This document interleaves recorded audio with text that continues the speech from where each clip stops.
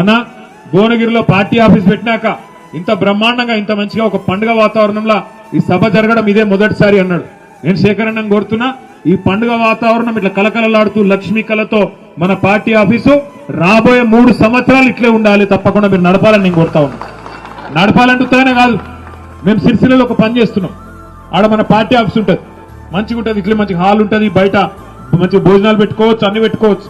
మన కార్యకర్తలకు పేదవాళ్ళు చాలా మంది ఉంటారు, వాళ్ళకి ఆండో పోయి ఫంక్షన్ హాల్ తీసుకొని లగ్గాలు చేయాలి, శుభకార్యాలు చేయాలంటే చాలా పైసలు ఖర్చు అవుతాయి.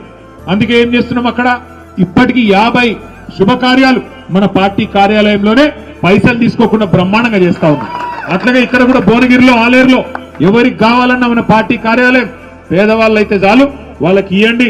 బ్రహ్మాండంగా కార్యక్రమాలు ఉన్నప్పుడు కార్యక్రమాలు ఉంటాయి, లేనప్పుడు మంచిగా మన పార్టీ కార్యాలయం కలకల్లాడుతూ ఉండే విధంగా మన కార్యకర్తల కడుపులు నింపే విధంగా సంతోషంతో మీరు ఆ కార్యక్రమం చేయాలని చెప్పి కూడా శేఖర్ రెడ్డి గారు నేను విజ్ఞప్తి చేస్తా ఉన్నాను.